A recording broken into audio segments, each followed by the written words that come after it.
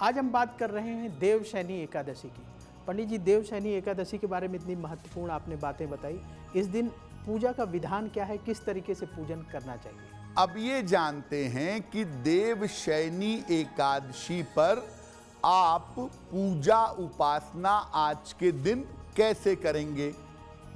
देखिए, आप चाहें तो सुबह भी पूजा कर लें, दोपहर को भी पूजा कर लें, शाम को भी पूजा कर लें, लेकिन आज की जो वास्तविक पूजा है वो रात के समय होगी। रात को विशेष विधि विधान से भगवान विष्णु की पूजा की जाएगी। मध्य रात्रि को 11 बजे से 1 बजे के बीच में आज भगवान विष्णु की पूजा करिएगा। उन्हें पीली वस्तुएं, पीली मिठाई, पीले फल, पीले फूल और पीला वस्त्र विशेष रूप से अर्पित करिएगा। इसके बाद उनके मंत्रों का जप करिएगा। भगवान विष्णु के बहुत सारे मंत्र हैं। ओम नमो भगवते वासुदेवाय, ओम विष्णवे नमः, ओम नमो नारायणाय। इन मंत्रों का जप करें, या सबसे उत्तम होगा कि विष्णु सहस्त्र नाम का पाठ करें।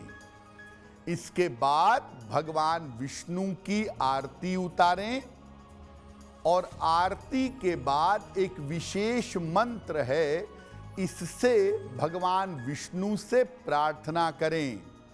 मंत्र देखिए स्क्रीन पर।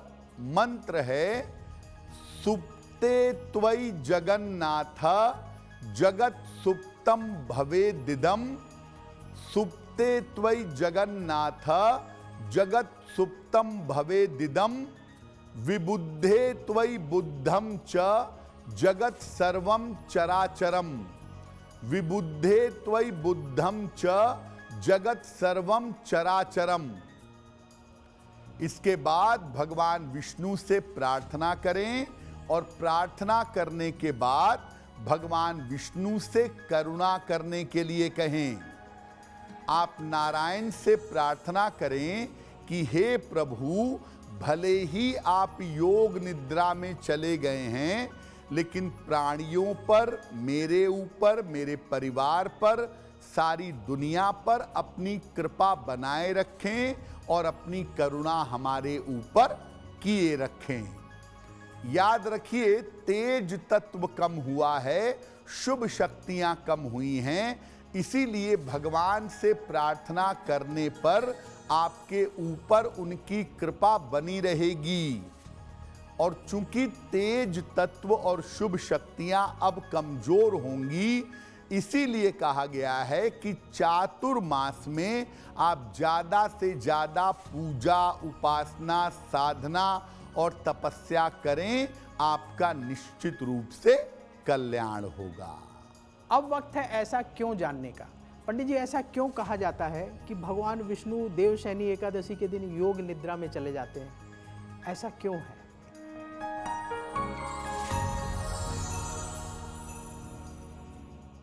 ऐसा क्यों माना जाता है कि भगवान विष्णु ही निद्रा में जाते हैं, और ऐसा क्यों माना जाता है कि भगवान विष्णु के शयन करने से ही शुभ कार्य बंद हो जाएंगे?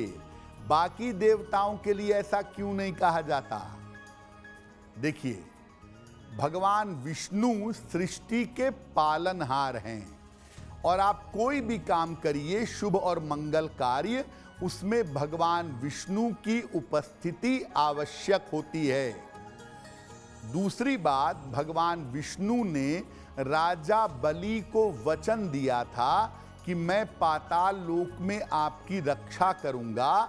तो जितने समय भगवान विष्णु योग निद्रा में रहते हैं, दरअसल वो राजा बलि के पाताल लोक की रक्षा करते हैं। इसीलिए प्रकारांतर से कहा जाता है कि भगवान विष्णु योग निद्रा में चले गए हैं, और बाकी देवताओं के लिए बात नहीं कही जाती। बाकी देवताओं की उपस्थिति अच्छी है, लेकिन भगवान विष्णु की उपस्थिति के बिना शुभ कार्य संभव नहीं होते, इसीलिए उनके योग निद्रा में जाने के बाद शुभ कार्य नहीं किए जाते। एस्ट्रो तक ऐप पर आपको मिलेगा भविष्य से जुड़े हर सवाल का जवाब। डाउनलोड कीजिए एस्ट्रो तक ऐप और चुटकी में जुड़िए इंडिया के बेस्ट एस्ट्रोलॉजर से।